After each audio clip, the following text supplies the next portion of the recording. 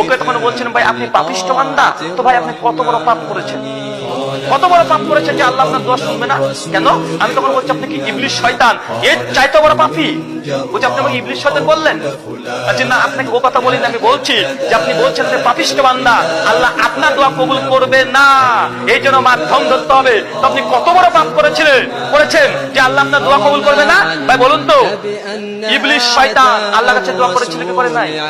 ইবলিস শয়তান সূরা আরাফ খুলবেন 17 থেকে 19 নম্বর আয়াত, ইবলিস শেষ পর্যন্ত বলছে, যখন তাকে জান্নাত থেকে নামিয়ে দেওয়া হলো, আদম আলাইহিস সালামকে নামিয়ে দেওয়া হলো, সেই সময় ইবলিস তখন বলছে, আল্লাহ তোমার কাছে একটা দোয়া করব, প্রার্থনা করব, তুমি শুনবা, রাখবা, শেষ আবদার। ভাই ইবলিস করেছিল কি করে নাই?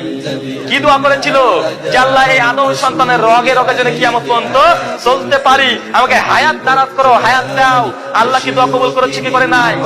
আল্লাহ ইবলিসের দোয়া যদি দোয়া কবুল করতে পারে, তো আপনি কত বড় পাপিষ্ঠ যে আল্লাহ আপনার দোয়া কবুল করবে না?